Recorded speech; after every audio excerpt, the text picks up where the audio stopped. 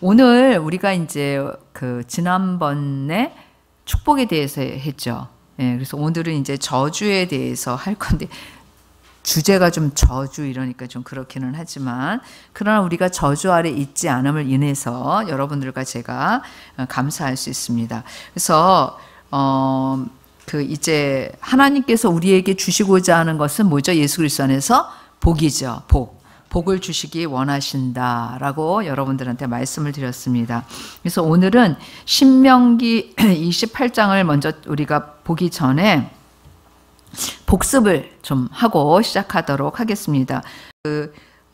ABCD는 읽지 말고 5번에 1, 2번까지 같이 한번 읽어보도록 하겠습니다. 시작.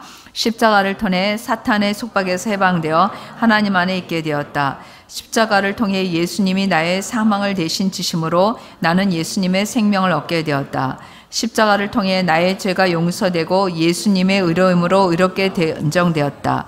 십자가를 통해 죄로 깨어진 관계가 모두 회복되어 화평케 되었다. 십자가를 통해 우리의 옛사람이 처리되고 새사람으로 살게 되었다. 예수 그리스도와 함께 옛사람이 십자가에 못 박혔다. 예수님께서 옛사람의 산물을 처리해 주셨다. 예, 우리가 이제 여기까지 지난주에 하면서 산물을 처리해 주셨고 그 다음에 우리에게 축복을 주셨다라는 부분에 대해서 했습니다. 오늘의 본문 말씀은 신명기 28장 말씀입니다. 그래서 사실 여러분 15절부터 굉장히 길지만 오늘 이 말씀을 68절, 16절부터 68절까지 있어요. 그러니까 엄청 길죠. 그러니까 축복의 3.5배의 말씀이 저주의 말씀이에요. 보니까. 그런데 제가 이 말씀을 읽기 전에 여러분들한테 좀 먼저 여러분들이 이 말씀을 읽으면서 무서워, 어떻게 이렇게, 막 이런 마음을 가지기 전에 제가 먼저 여러분들한테 얘기하려고 하는 것은, 하나님은 우리가 이 구약을 통해서 가장 크게 우리가 배우고 또 교훈받고 마음에 새겨야 되는 것은, 하나님은 어떤 분이신가? 이겁니다. 이 큰 주제예요. 이게 하나님은 어떤 분이신가요? 하나님은 어제와 오늘과 그리고 앞으로도 동일하신 분이에요. 그러니까 구약의 하나님이나 신약의 하나님이 다르지 않아요, 여러분. 구약의 말씀과 신약의 말씀이 다르지 않아요. 그래서 하나님은 어떤 분이신가가 이제 큰 주제인데, 이 구약은 보면 하나님이 신약을 예비한 예언과 모든 하나님이 어떤 분이신지에 대한 말씀이 있지만, 특별히 이스라엘과의 관계를 통해서 하나님이 어떤 분이신지, 또 우리를 향한 하나님, 사람을 향한 하나님의 마음이 어떠신지에 대해서 아주 구체적이고 잘 나타내고 있다라고 여러분들이 생각을 해야지 됩니다. 그래서 하나님은 우리가 얘기할 때 하나님은 어떤 분이시냐면, 우리가 그냥 성경적으로 보면 공의의 하나님, 사랑의 하나님, 거룩하신 하나님 등등 많이 있죠. 그쵸? 뭐 자비의 하나님, 뭐 이렇게 하나님의 속성이 많이 있잖아요. 근데 여기서 우리가 하나 좀 생각해야 되는 건, 하나님의 속성은 뭐라 그래요? 네, 완전하다라는 이거를 잊어버리면 안 돼. 다시 한번. 하나님의 속성은 완전해요. 완전하다라는 건 뭐냐면, 제가 예전에도 그림을 그려서 이렇게 봤지만, 하나님의 이 부분은 사랑, 하나님의 이 부분은 공의, 하나님의 이 부분은 거룩, 뭐 하나님의 이 부분은 자비, 뭐 이렇게가 아니라는 사실이에요. 그쵸? 자, 하나님이 완전하다라고 그럴 때 이런 그림이 아니라 그림으로 표현하면 어떤 그림이 될까요? 예, 하나님의 완전한 공의, 하나님의 완전한 사랑, 하나님의 완전한 거룩. 무슨 얘기인지 알겠죠? 그러니까 하나님의 공의가 움직일 때 하나님의 사랑도 그 안에 있다 없다? 있어요. 하나님의 거룩이 역사하실 때 하나님의 공의, 사랑, 하나님의 자비, 하나님의 속성이 다 그 안에 있다 없다? 있어요. 무슨 얘기인지 알겠죠? 그래서 하나님이라는 분이 요만큼은 사랑이고 요만큼은 공이고 요만큼은 거룩이고 그렇지 않고, 하나님의 성품, 하나님의 완전하다라는 의미는 완전한 사랑, 완전한 공의, 완전한 거룩이라는 사실을 우리가 기초적으로 깔고 있어야 돼요. 자, 그러면 오늘 이 저주라는 제가 지난번에도 축복이라는 말씀을 한 것처럼 이 저주에 대해서 우리가 읽기 전에 자, 이스라엘이라는 나라를 향한 하나님이 지금 뭘 말씀하고 있는 거예요? 너희가 나의 계명에 뭐하면 순종하면 복을 받고, 그쵸? 불순종하면 뭔다 그랬어요? 저주가 임한다 그랬어요. 근데 이스라엘이라는 나라는 하나님의 선택된 하나님의 뭐예요? 백성이에요. 맞죠? 이스라엘이라는 나라는 그냥 일반 나라가 아니야. 하나님의 선택된 하나님의 백성이 하나님과 언약을 맺었어요. 무슨요? 하나님과 언약을 맺었어요. 하나님의 백성이 되는 언약을 맺었단 말이에요. 그러니까 특별한 민족이에요. 이스라엘이라는 민족은 하나님과 사이에서 하나님이 이 백성하고 뭐예요? 언약을 맺으셨어요. 그럼 하나님의 언약은 하나님의 성품에서 보면은 하나님은 그것을 지키실까요? 안 지키실까요? 지키세요. 하나님은 그것을 끝까지 이루실까요? 안 이루실까요? 이루세요. 중간에 사람에 의해서 변형되는 일은 없어요. 그래서 하나님의 약속은 영원하고 하나님의 약속은 대대, 하나님의 언약은 미치리로다. 이런 표현들이 굉장히 많이 있잖아요. 그렇죠? 자, 그래서 그러면 하나님의 언약이 대대로 하나님의 약속이 그렇게 미치면 이스라엘을 향한 하나님의 언약은 이스라엘을 하나님의 백성으로 하나님이 삼으신다라는 거예요. 그럼 우리가 그냥 생각할 때는 하나님의 백성이고 하나님이 특별히 선택된 민족이니까 하나님이 그냥 그 백성에게 무조건 하나님이 그 백성이 어떠하든지 간에 하나님의 언약은 이 백성을 뭐예요? 축복하는 거예요. 이렇게 생각할 수 있잖아요. 왜? 아브라함에게 하나님이 주시겠다고 한 복을 생각해 보세요. 그 가운데 저주가 들어있어요? 안 들어있어요? 들어있어요? 안 들어있어요? 안 들어있어요. 이런 게 헷갈리면 안 돼.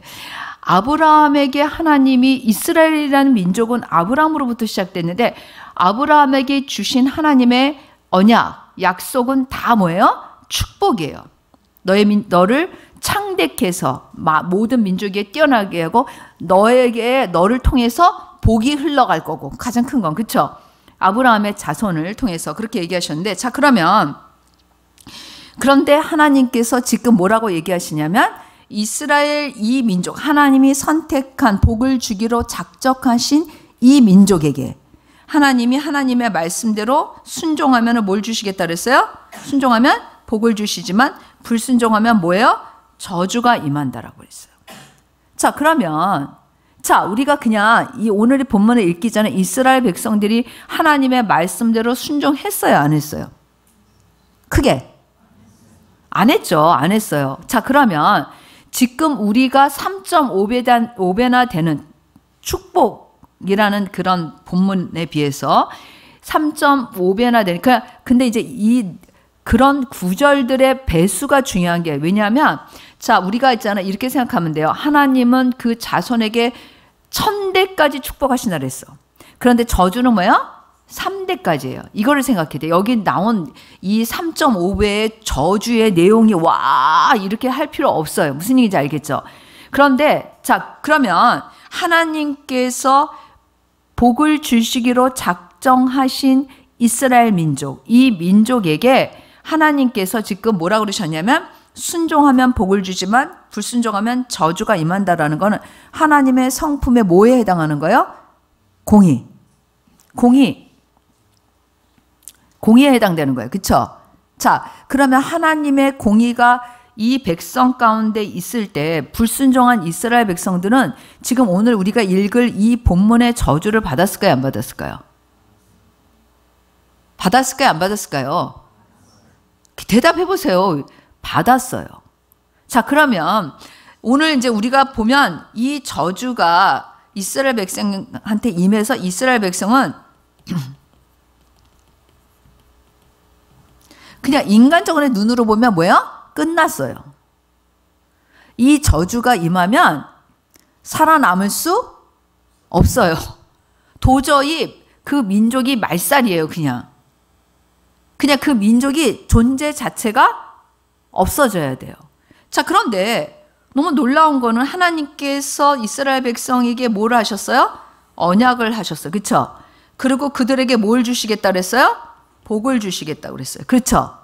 잘 들어야 돼요. 자, 복을 주시겠다 그랬는데 하나님이 보면 뭐래요? 불순종하면 너희는 저주를 받을 수밖에 없다 해서 그 저주가 이스라엘 백성한테 임했으면 끝이 나야 되는 거예요. 자, 근데 여기에 놀라운 일이 있어요. 뭐가 있냐면 우리가 이 저주를 읽기 전에 이게 왜 제가 이 말씀을 드리냐면 이게 복음하고도 연관이 되기 때문이에요. 존재 자체도 없어지고 정말 완전히 말살돼야 돼요. 어떻게 보면. 그런데 이 민족을 향하신 하나님의 약속, 내가 이스라엘 민족에게 아브라함에게 했던 그 약속을 이루시겠다고 약속하신 그 하나님의 약속은 계속해서 이스라엘 백성한테 흘러가요. 그러니까 무슨 얘기냐면 하나님의 사랑이 변질되지 않았어요. 이스라엘을 향한 하나님의 사랑이 뭐예요? 없어지지 않았어요. 이스라엘을 향한 하나님의 사랑이 온전히 그 가운데 뭐예요? 끝나도 벌써 끝나야 되는데 그 가운데 뭐예요? 흘러가고 있어요. 하나님의 사랑이. 하나님의 자비가 이 백성을 향해서 뭐예요? 흘러가고 있어요. 하나님의 거룩이 이 백성을 향해서 흘러가고 있어요. 하나님의 공의가 이 백성을 흘러가고 있어요. 그래서 하나님이 이스라엘을 향한 하나님의 공의가 그들에게 임해서 그들이 이 저주를 받지만 그 세대를 통해서 하나님이 이들을 회복시키시고 하나님의 이름을 위하여 그리고 하나님께서 기다려 주시고 하나님께서 사랑하시고 그리고 결국 이스라엘 백성들에게 하나님이 뭘 이루세요? 하나님의 뭘 이루실까? 언약, 그들과 맺은 아브라함에게 하셨던 약속을 이루시는 것을 볼 수가 있어요. 이게 우리 가운데, 자, 그러면 우리가 하나님께서 범죄한 인간에게 주실 수 있는 거는 심판과 형벌이에요. 그쵸? 심판으로 끝이에요. 그럼에도 불구하고 하나님은 사람을 사랑하세요. 하나님의 사랑은 그런데 그 공의를 배제하지 않아요. 하나님의 사랑은 하나님의 거룩을 배제하지 않아요. 하나님의 자비는 하나님의 공의를 배제하지 않아요. 하나님이 그 완전한 하나님의 사랑이 하나님의 완전한 공의와 함께 하나님의 완전한 거룩과 함께 이루어진 것이 이스라엘 백성들에게 하나님이 그 약속을 지키시는 것처럼 그것이 바로 우리에게는 예수 그리스도라는 거예요. 예수 그리스도를 통해서 하나님의 사랑의 길이 열리고 하나님의 자비의 길이 열리고 하나님의 완전한 공의의 길이 열리고 하나님의 완전한 거룩의 길이 열린 거예요. 알아들을 수 있을까? 알아듣고 있어요? 네. 그러니까 이게 얼마나 놀라운 건지 몰라요. 그러니까 이 저주가 우리한테 무섭지 않아요. 읽으면서 제가 왜 이 얘기를 먼저 설명하냐면 읽으면서 속으로 여러분들이 어떻게 생각할지 내가 아는 거야. 그렇게 생각할 필요 없어요. 이미 우리는 이 저주 가운데서 해방됐어요. 제가 얘기하고 있잖아요. 우리는 이미 이 저주 가운데서 자유케된 자들이에요. 왜? 이 저주는 여러분 어디로부터 오는 거냐면 자 봐요. 어디로부터 오는 거예요? 어디로부터 오는 거예요? 불순종. 불순종은 뭐를 낳냐면 죄를 말하는 거예요. 이 모든 저주는 죄로부터 오는 거예요. 불순종 이꼴 죄예요. 이 모든 저주는 뭐로부터 온다고요? 죄로부터. 근데 예수님께서 우리를 자유케 하신 건 어디로부터 자유케 하신 거예요? 죄로부터. 놀라운 사실인 거예요. 이 모든 지금 우리가 있는 이 저주에서 우리가 자유케 됐다는 거. 할렐루야. 네. 할렐루야. 네. 그러니까 여기에 보면 이런 성경 구절이 있었어? 미치게 하는 것, 정신병, 뭐 다 있어요. 이 저주 안에. 그러니까 우리가 어떻게 보면 내가 지금 죄를 하나님 앞에 죄를 져서 얻게 되는 모든 질병도 보면은 뭐예요? 그냥 생겨난 게 아니라는 거를 알 수가 있는 거야. 하나님께 죄를 불순종하여 죄를 범함으로 오는 것들이라는 거를 속속들이 이제 볼 수 있어요.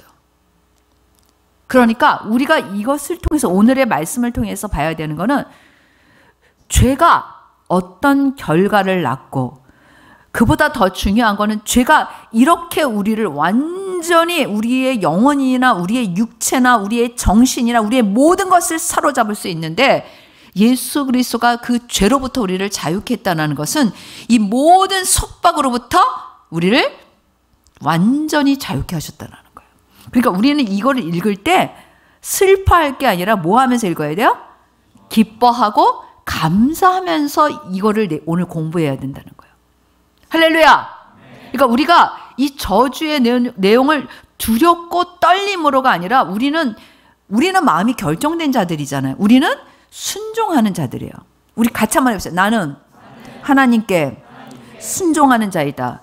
우리의 마음은 결정됐어요. 그렇기 때문에 우리가 죄로부터 오는 이 저주 무섭다 이럴 필요가 없는 거예요. 왜?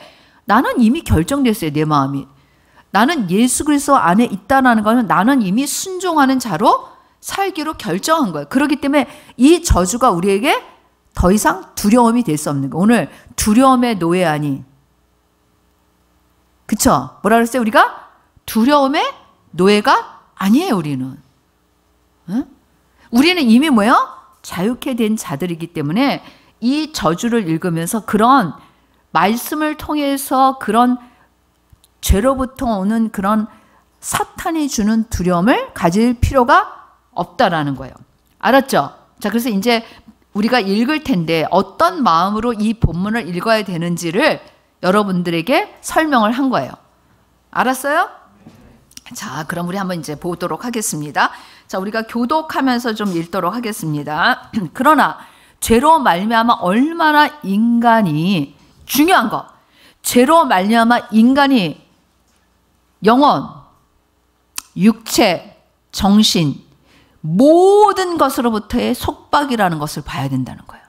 죄가 얼마나 인간을 속박할 수 있는지를 보라는 거예요. 알았죠? 그게 중요한 거예요. 자, 이제 보도록 하겠습니다. 제가 15절 하면 여러분들이 16절 이렇게 교독하겠습니다. 내가 만일 내 하나님 여호와의 말씀을 순종하지 아니하여 내가 오늘 내게 명령하는 그의 모든 명령과 규례를 지켜 행하지 아니하면 이 모든 저주가 내게 임하며 내게 이를 것이니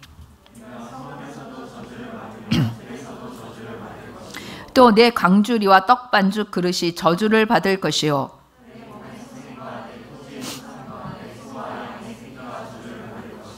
내가 들어와도 저주를 받고 나가도 저주를 받으리라.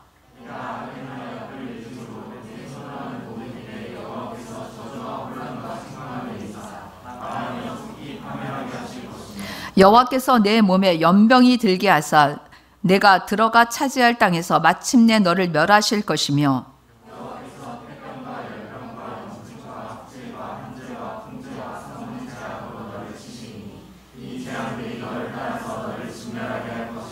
내 머리 위에 하늘은 놋이 되고 내 아래의 땅은 철이 될 것이며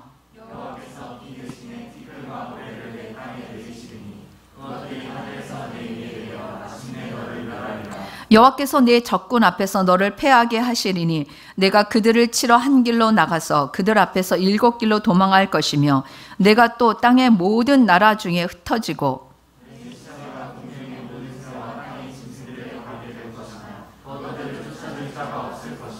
여호와께서 애굽의 종기와 치질과 계혈병과 피부병으로 너를 치시리니 내가 치유받지 못할 것이며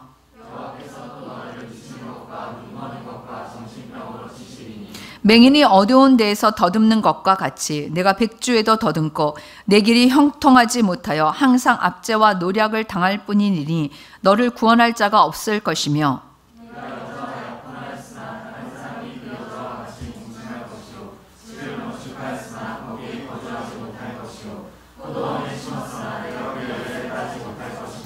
내 소를 내 목전에서 잡았으나 내가 먹지 못할 것이며 내 나귀를 내 목전에서 빼앗겨도 도로 찾지 못할 것이며 내 양을 원수에게 빼앗길 것이나 너를 도와줄 자가 없을 것이며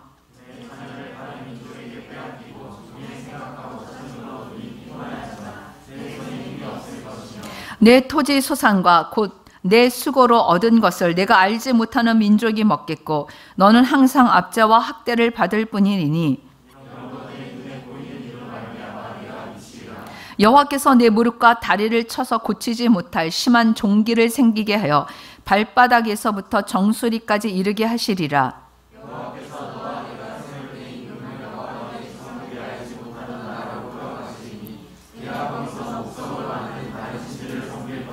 여호와께서 너를 끌어가시는 모든 민족 중에서 내가 논란과 속담과 비방거리가 될 것이니라.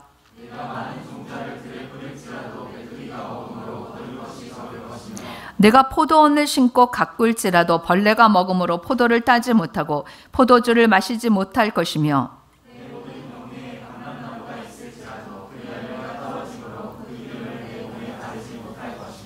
내가 네 자녀를 낳을지라도 그들이 포로가 되므로 너와 함께 있지 못할 것이며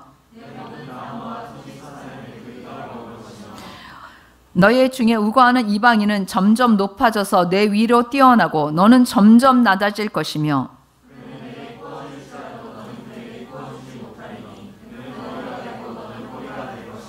내가 네 하나님 여호와의 말씀을 청종하지 아니하고 내게 명령하신 그의 명령과 규례를 지키지 아니하므로 이 모든 저주가 내게 와서 너를 따르고 내게 이르러 마침내 너를 멸하리니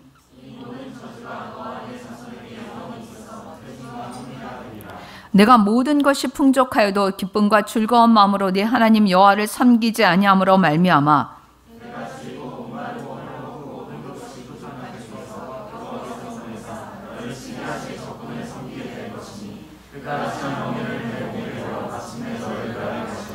곧 여호와께서 멀리 땅끝에서 한 민족을 독수리 날아오는 것 같이 너를 치러 오게 하시리니 이는 내가 그 언어를 알지 못하는 민족이요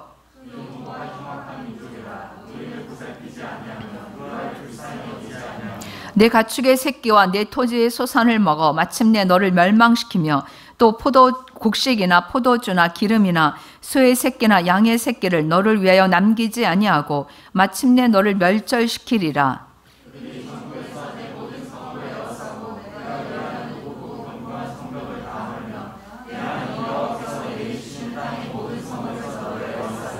내가 적군에게 애워싸이고 맹렬한 공격을 받아 곤란을 당함으로 내 하나님 여호와께서 내게 주신 자녀 곧 내 몸의 소생의 살을 먹을 것이라.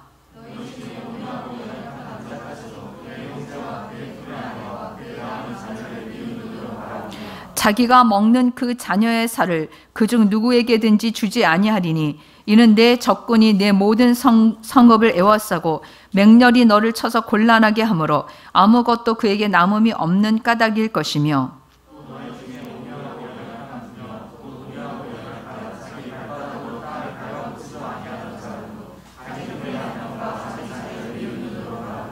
자기 다리 사이에서 나온 태와 자기가 낳은 어린 자식을 남몰래 먹으리니 이는 내 적군이 내 생명을 애워싸고 맹렬히 쳐서 곤란하게 하므로 아무것도 얻지 못함이리라.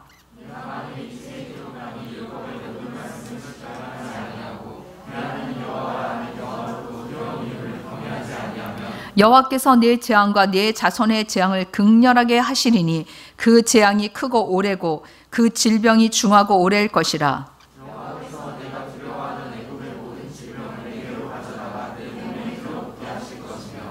또 이 율법책에 기록하지 아니한 모든 질병과 모든 재앙을 내가 멸망하기까지 여호와께서 내게 내리실 것이니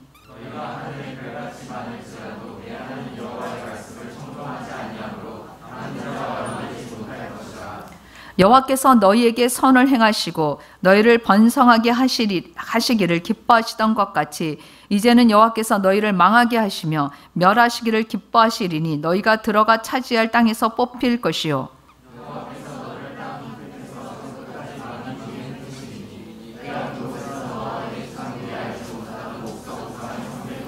그 여러 민족 중에서 내가 평안함을 얻지 못하고 내 발바닥이 쉴 곳도 얻지 못하고 여호와께서 거기에서 내 마음을 떨게 하고 눈을 새하게 하고 정신을 산란하게 하시니니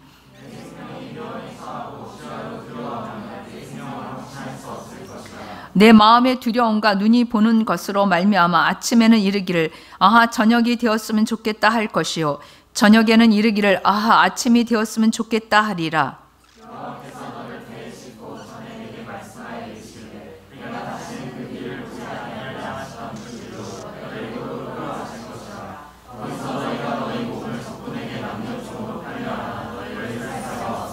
아멘. 자, 그래서 오늘 이 말씀을 저주에 관한 말씀은 계속 반복되어 있죠. 그렇죠? 반복되는 것을 볼 수가 있습니다. 그래서 사실 내용이 중복되는 내용이 참으로 많아요. 근데 우리가 보면은 이 지금 하나님께서 말씀하신 이 저주가 국가, 이스라엘이라는 나라, 그렇죠? 그리고 그 모든 각 사람, 그렇죠? 모든 전체 국가에게 그 집단에게 그 각 사람에게까지 뭐요? 다 미친다는 것을 알 수가 있습니다. 그래서 사실 이거는 좀 다른 얘기지만 영적 전쟁을 우리가 생각할 때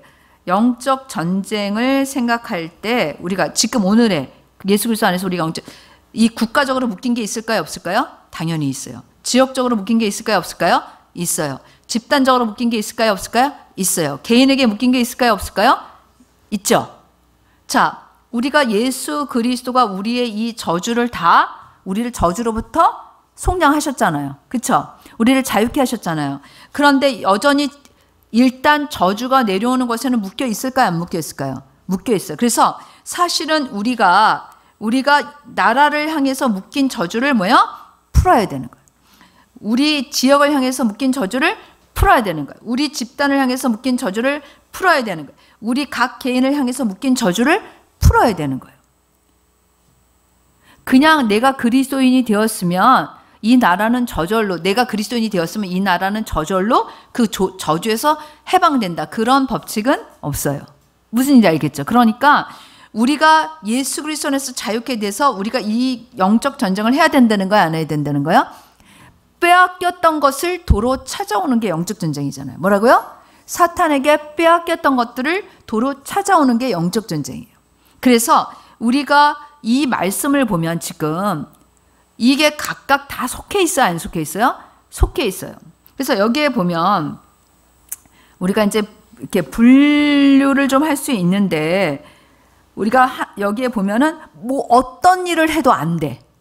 예를 들면 계속 빚을 짓는 가정은 빚이 끊임없이 빚을 지게 돼 있어요. 왜? 빚을 지게 하는 그러한 어떤 죄로 말미암나 그 영이 그 집 가운데 역사하기 때문이에요. 집안에 정신질환자가 있는 집안은 그것이 그 세대로 끝나지 않고 계속해서 대가 내려오고 있어요. 왜? 죄로 말미암아 그거를 시작했지만 그걸 끊지 않았기 때문에 계속해서 역사할 수 있는 근거가 있어요. 그리고 여러분 유전적으로 내려와요. 유전적으로 내려온다니까. 자, 그래서 여기 보면 우리가 보면은 어떤 일을 해도 안 되고 나라의 속국이 되고, 속국되는 거는 나라적으로 죄가 있을 때예요. 그러니까 어떤 나라의 속국이 된다 우리나라가. 바로 우리가 죄 가운데 있기. 여기 보면 너를 미치는 것과 눈 머는 것과 정신병으로 치시리니. 이런 내용들이 다 저주라는 거예요. 응? 저주. 그 다음에 여기에 보면은 그러니까 다른 나라로 끌려가는 거. 내 자녀를 빼앗기는 거. 내가 수고했지만 내가 수고한 대가를 얻지 못하는 거. 그쵸? 그리고 하늘과 땅이 나에게 은혜를 베풀지 않는 거예요. 어떻게 보면 하늘에서 예를 들면은 메뚜기의 재앙. 어떤 재해가 오고 땅이 내가 아무리 열심히 해도 그 소산을 얻을 수 없는 황폐한 땅이 되는 거예요. 그런 것들이 이제 여기에 이렇게 쭉 다 써 있어요. 그래서 우리가 이제 보면은 알 수 있는데, 그리고 이제 하나님을 경외하지 않음으로 말미암아 하나님을 잃어버리게 되는 것. 그래서 알지 못하는 우상을 섬기게 되는 것. 그것에 대해서도 말씀하고 있는 것을 우리가 볼 수가 있습니다. 그래서 사실은 굉장히 뭐예요? 여기에 보면은 이 축복과 저주를 통해서 보는 거는 축복을 보면은 하여튼 자자손손이 복을 받고 아주 대조적이에요. 그쵸? 뭐라고요? 이 축복과 저주는 아주 완전히 대조적이에요. 그러니까 우리가 죄로 말미암아 오는 이 저주에서 우리가 자유케 되었다라는, 우리는 지금 어디에 속해 있어요? In Jesus Christ, 축복 안에 있다는 사실. 그러나 내 안에 그런 묶인 것들, 유전적인 거 아니면은 우리 조상으로부터 온 것들을 어떻게 돼요? 풀어야 돼. 우리나라에 묶인 것도 있을까요? 없을까요? 있어요. 그런 것들을 뭐예요? 풀어야 돼. 우리가 영적 전쟁을 해서 빼앗겼던 것들을 다시 취해가지고 와야지 된다라는 거예요. 그냥 저절로 되지 않아요. 자, 아까도 우리가 그 세계 중보 기도를 했지만 우리나라한테 지금 위기예요? 아니 위기예요? 위기예요. 위기예요, 위기. 우리가 이거를 그냥 이러고 있어야 될까? 우리가 기도해야 될까? 중보 기도해야 돼요. 우리가 마땅히 그리스도인들은 기도해야 되는 거예요. 기도하라고 또 사실 이제 우리에게 그 어떤 내용을 기도해야 될지, 어떤 내용을 중보해야 될지 말씀해 주신 거잖아요. 그래서 사실 여러분과 제가 이 저주에 관한 이 내용을 보면서 정말 나의 개인적으로, 나의 가정에, 우리의 집안에, 우리의 조상에, 그리고 내가 사는 지역에, 그리고 우리나라에, 그리고 죄로 말미암아 지금 전 세계가 어떻게 되고 있는지 이런 것들을 아주 명확하고 구체적으로 생각하면서 기도할 수 있을까요? 없을까요? 있어요.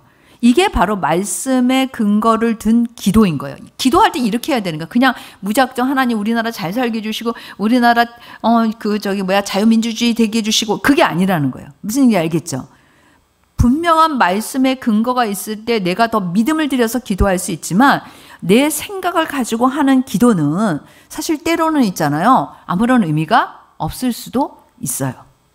자, 그래서 되게 오늘 이렇게 이제 보면 여러분 그 저주에 대해서 나와 있죠. 그 축복과 저주에 대해서 제가 요약한 게 나와 있잖아요. 그렇죠? 한번 보시죠. 축복은 신분이 상승되고 다산, 신체적, 재정적, 인간관계 그 모든 영역에서 풍요로운 열매를 맺어요. 건강하죠. 그렇죠? 그 여러분 많은 질병을 갖는 거는 그 어떤 집안에 내려오는 질병 있잖아요. 그거는 하나님이 주시는 축복이 아니에요. 그러니까 그거를 어떻게 해야 돼요? 끊어야 돼. 그 다음에 번영 또는 형통. 그래서 성경에서 말하는 번영이라는 건 뭐예요? 하나님의 목적을 성취하고 하나님의 뜻을 따라 행함에 성공하는 것을 의미하는 거예요. 그 다음에 승리. 그래서 승리는 하나님의 뜻을 따를 때 모든 영적인 전투에서 승리할 것을 말하는 거고, 그리고 머리가 되고 꼬리가 되잖아요. 머리는 결정하는 거예요. 꼬리는 뭐예요? 따라가는 거예요, 그냥. 그래서 이리저리 끌려다녀요. 그러니까 영향력 있는 사람이 된다라고 할 때 그리스도인들이 이 부분을 말하는 거예요. 우리가 이 땅에서 빛과 소금의 역할을 한다 할 때 뭐예요? 영향력 있는 사람이 된다라고 할 때 머리가 된다라는 의미예요. 그 다음에 위에 있고 아래에 있지 않다. 같은 내용이에요. 그래서 이러한 복들이 있는데 저주 한번 봅시다. 저주는 뭐예요? 굴욕 또는 불임, 불모. 그래서 그러니까 자녀를 갖지 못하는 것도 뭐예요? 저주에 임하는 거예요. 하나님은 뭐예요? 번성하고 생육하고 뭐예요? 번성하라고 축복해 주셨어요. 그 다음에 이제 각종 질병, 그리고 특별히 유전적인 질환은 저주일 가능성이 커요. 그래서 굉장히 그 빈곤과 실패, 그 다음에 패배, 그리고 머리가 되지 않고 꼬리에, 그리고 위에 있지 않고 아래에 있습니다. 요약하면은 그렇게 할 수 있다라는 거예요. 그래서 여러분들이 생각하는 것처럼 어떻게 보면 그 저주라는 것이 얼마나 인간의 모든 영역에 미치는지를 우리가 볼 수 있어요, 없어요? 볼 수 있어요. 그래서 우리가 지금, 그러니까 굉장히 중요한 거는 이거는 구약 시대 때 있었던 저주고 우리는 지금 이제 없으니까가 아니라 지금 현재도 하나님은 동일하신 분이고 예수 그리스도 안에 있지 않는 사람들에게는 이 저주가 임하고 있다라는 것을 우리는 생각해야 된다라는 거예요. 그냥 세상에 이런 병이 있대, 그냥 이렇게 됐대, 그게 아니라는 거예요. 그러면 우리는 영적인 시각을 가지고 그것에 대해서 어떻게 내가 살아야 될지, 어떻게 그 문제를 해결해야 될지, 어떻게 영적으로 그 문제에 대해서 우리가 봐야 하는지를 명확하게 갖는 그런 가치관이 다른 게 그리스도인인 거예요. 어떤 문제를 볼 때 세상 사람들하고 똑같이 그렇게 본다면 그거는 아니라는 거예요. 하나 예로 저희 엄마가 암이에요. 유방암이 걸리셨어요. 제가 먼저 걸렸고 엄마가 유방암을 걸리셨어요. 그래서 목사님이 생각할 때 이게 유전적인 거면 집안에 내려오는 어떤 것일 수 있잖아요. 그래서 조사를 했어요, 제가 검사를 하면 그게 나와요. 또 이게 유전적인 거면은 은총이한테는 내려가지 않게 제가 끊어줘야 되겠죠. 당연히, 그쵸? 그 내적 치유할 때 조상업으로부터 내려오는 망령된 유전의 죄를 진짜 굉장히 많이 해서 언젠가 이렇게 이제 그 마지막으로 기도할 때 하나님이 그런 마음을 주셨어요. 성령님이 이제 다 해결되었다. 그런 마음을 주셔서 더 이상 안 했었는데 이제 제가 짓고 있는 죄나 제 어떤 그런 것들은 이제 하고 있지만 그랬는데 갑자기 제가 유방암에 걸리고 엄마가 유방암에 걸리는데 이게 6개월 차이로 걸렸단 말이에요. 그래서 이게 유전적인 가능성일 확률이 높아요, 안 높아요? 높아요. 그냥 생각할 때는. 그래서 검사를 했어요. 그랬더니 유전이 아니에요.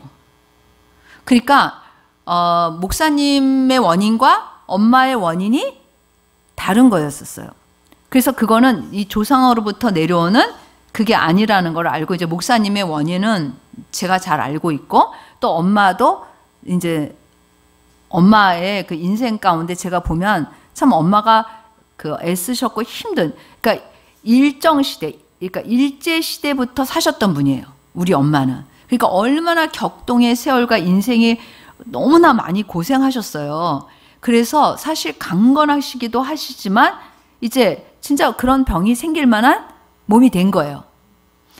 저도 뭐요? 그러니까 뭐랄까 이렇게 쉬면서 일을 해야 되는데 스타일이 그 별로 여러분들이 본받으면 안 되는 스타일이에요. 너무 열심히 과도하게 일하는 스타일이에요. 쉬지 않고. 사역하는 동안에 30년 정도를 단 한 번도 쉰 적이 없는 거예요. 그러니까 아무리 몸이, 저도 굉장히 강건한 스타일인데 아무리 그런 몸이라 할지라도 쉼 없이 달리면 병이 생길 수밖에 없는 거예요. 어떤 면에서는. 자, 그래서 이제 그렇게 뭐예요? 내가 생각을 해보는 거예요. 무슨 얘기인지 알겠죠? 예를 들어서 우리 가정에 어떤 문제가 있다. 그것이 영적인 문제도 풀어야 되고, 그렇다고 해서 여러분 병원에 가지 말라, 수술을 받지 말고 기도만 해라, 이런 의미는 아니에요. 그러나 영적인 시각도 그리스도인한테는 반드시 있어야 된다, 없어야 된다? 있어야 된다는 거예요. 우리가 자유케 된 거는 죄로부터 자유케 된 거예요. 죄는 우리를 보이는 것과 보이지 않는 모든 것에서 묶여 있을 수 있어요, 없어요? 있어요. 우리가 말하는 죄는 영적인 영역과 육적인 영역에 모두 영향을 미치는 거예요, 여러분. 영적인 영역에만 영향을 미치고 육적인 영역에는 미치지 않는다가 아니에요. 그렇기 때문에 그리스도인의 시각은 언제든지 영적인 것과 육적인 시각 둘 다를 가지고 있어야 되는 거예요. 그래서 어떤 문제를 해결할 때 영적으로 육적으로 그 같은 시각을 밸런스를 가지고 봐야지 된다라는 거예요. 우리 가정의 문제, 나의 개인의 문제. 또 어떤 가정에 보면 정신적으로 굉장히 연약하고 그러한 이렇게 지금 여기에 나온 것처럼 정신병, 질환이 계속 내려오는 집안이 있어요. 그럼 그런 집안은 그냥 어쩌다 보니까 그렇게 걸렸다가 아니라 다시 우리가 영적인 시각으로 그거를 봐야 될까요? 안 봐야 될까요? 봐야지 돼요. 병원에 가서 치료도 해야 되지만 영적인 시각으로도 봐야 된다라는 거예요. 그래서 두 가지를 동시에 해결하면 그게 그 세대에서 끊어져요. 그래서 그 밑에 자녀에게는 내려가지 않는다라는 거예요. 그리스도인에게는. 그래서 우리가 이 질병을 보면서 이런 저주를 보면서 여러분들이 좀 그런 부분들의 생각을 해야 돼요. 그리고 데릭 프린스 목사님의 저주의 7가지 징후에 대해서 써놓은 게 있어요. 같이 한번 읽어보도록 하겠어요. 정신질환. 예, 그래서 너를 미치는 것과 눈먼 것과 정신병으로 치시리니 이게 저주라는 거예요. 현대인들이 정신질환이 많이 있어요. 자, 여러분 보세요.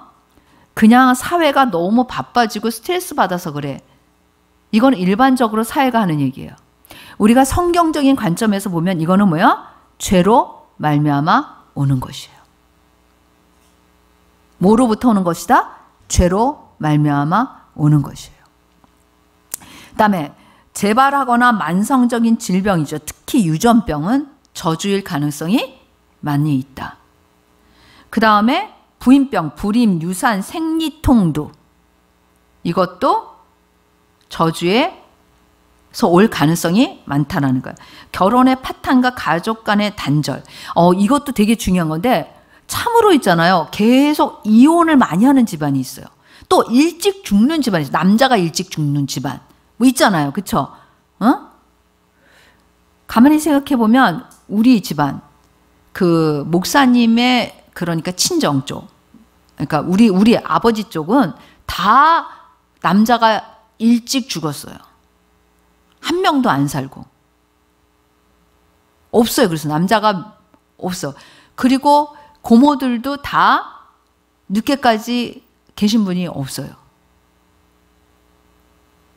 그런데 어렸을 때 생각해보니 그것도 제가 처리했는데 어렸을 때 기억에 우리 할머니가 굿한 거를 봤다니까요, 제가.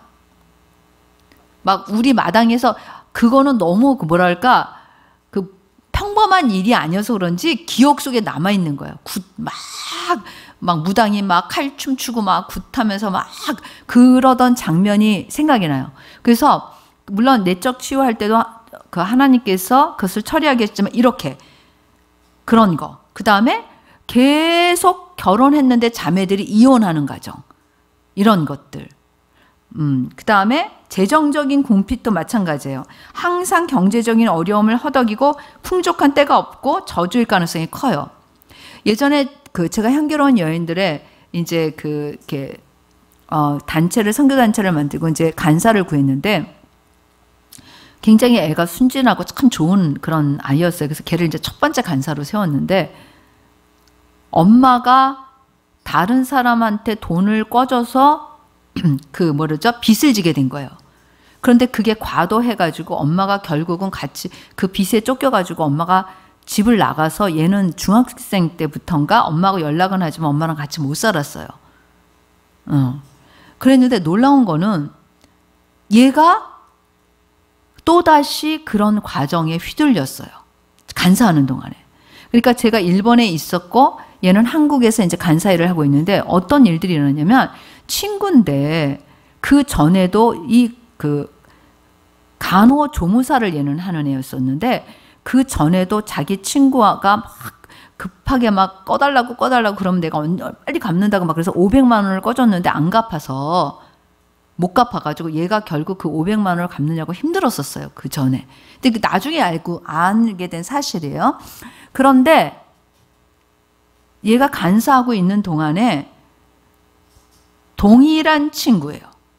500만 원 껐다가 그러면 여러분 두 번째는 안 속을 것 같잖아.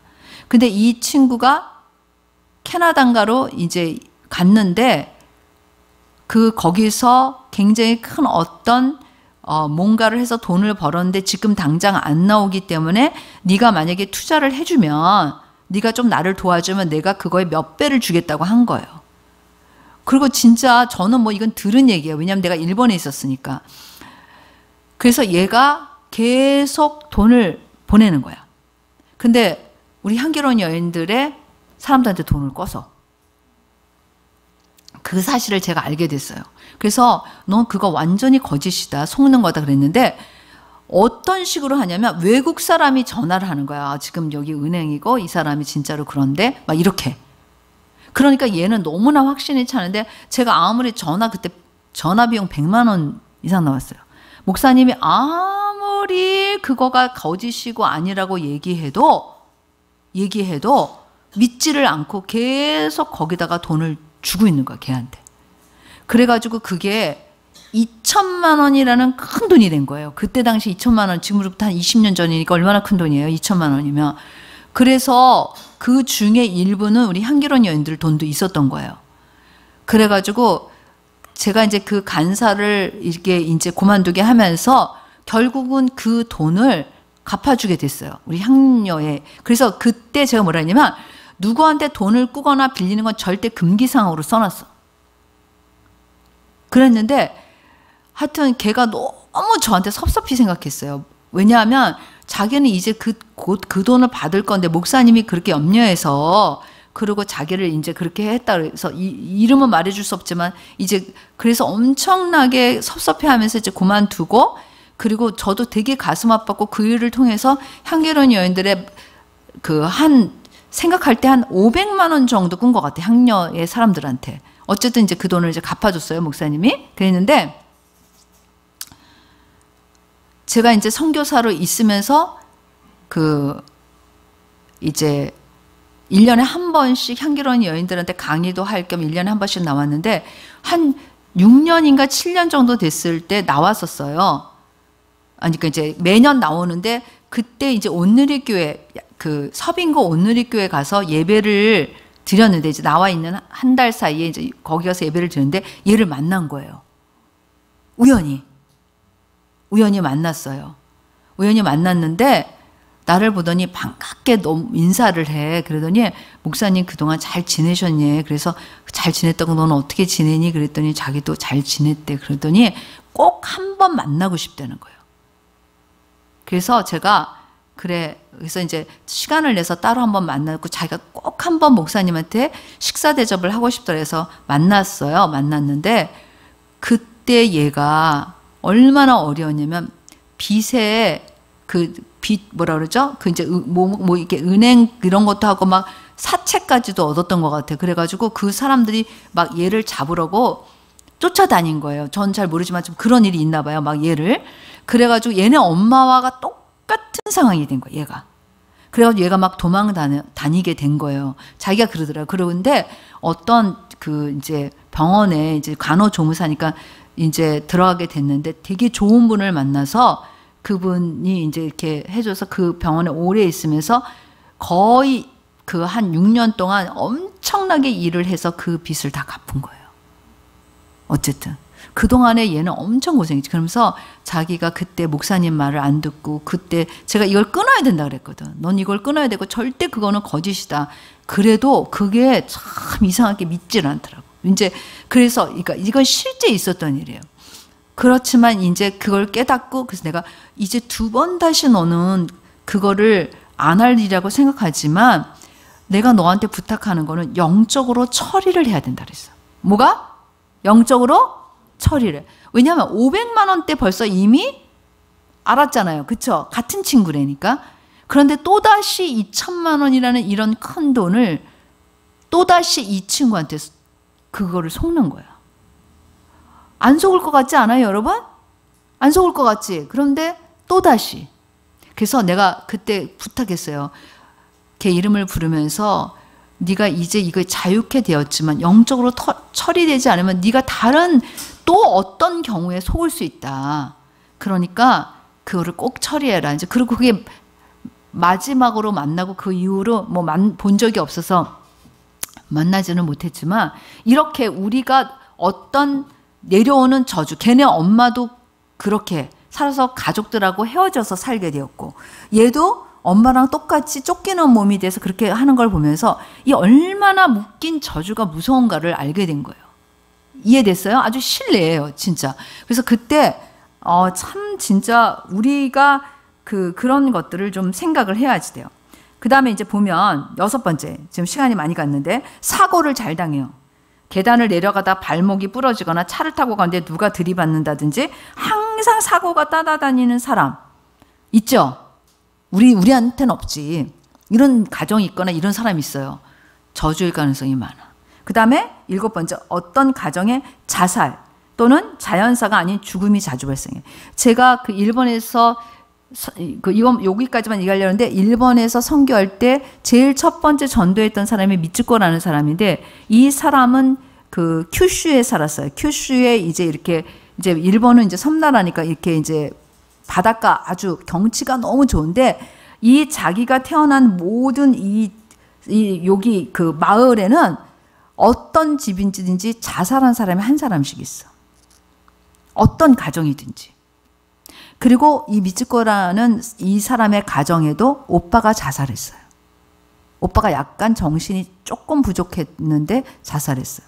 모든 가정이 자살하는 그 가정이 있고, 그 사람이 있고, 또 하나는 여기에 가장 아름다운 장소는 사람들이 자살하러 오는 곳이 있어요. 정해진 곳이. 제가 가봤어요. 그래서 제가 그 사람한테 이 가정의 문제도 해결해야 되지만 자기가 태어난 이 마을의 역사는 영이 있을까 없을까? 있는 거예요. 이거를 해결해야 되는 거예요. 그러니까 우리 그리스도인은 내 문제만 해결하면 돼가 아니라 뭐야? 내가 사는 지역, 내가 사는 마을, 어떻게 보면 내가 사는 나라, 다 우리가 영적인 눈으로 보고 그것을 죄로부터 묶여있는 것들을 어떻게 해야 된다? 해결해야 된다는 거예요. 그래서 오늘 저주를 통해서 우리가 나에게는 어떤 문제가 있는지 적용으로, 나에게는 아직까지 혹시 내가 미처 생각하지 못하는 이런 저주에 걸린 문제가 있는, 죄로부터 오는, 그 다음에 우리 조상, 우리 가정, 그 다음에 또 우리가 사실은 이 지역, 이제 우리가 앞으로 들어갈 그 지역도 암산마을도 그렇잖아요. 그 다음에 우리나라, 우리가 이런 시각들을 가지고 자유케 된 것을 선포하고 예수 그리스도의 이름으로 우리가 기도할 때 정말 우리가 이 땅에서 예수 그리스도를 통한 그런 빛과 소금과 영향력 있는 사람이 될 뿐만 아니라, 여러분과 제가 꼭 하나 기억해야 되는 게 있는데, 우리를 향해서는 하늘문이 열려 있다라는 것. 우리 위로 뭐야? 하늘문이 열려 있다라는 것. 에베소서 2장에 나와요. 이건 무슨 얘기냐면, 우리가 기도하면 하나님께서 들으시고 응답하세요. 그게 하늘문이 열려 있는 거예요. 너희가 땅에서 매면 하늘에서도 매일 것이요, 너희가 땅에서 풀면 하늘에서도 풀릴 것이라는. 그래서 여러분과 저는 하늘문이 열려 있어. 열린 하늘문을 가지고 다닐까요, 안 다닐까요? 열린 하늘문을 가지고 있는 사람들이에요. 그래서 여러분들과 우리는 이 저주에 대해서 바른 태도, 올바른 태도, 어떻게 생각해야 되고 어떻게 어떤 영적인 관점으로 봐야 되는지를 우리가 이 시간에 그렇게 배울 수 있어야 한다는 겁니다. 기도하겠습니다.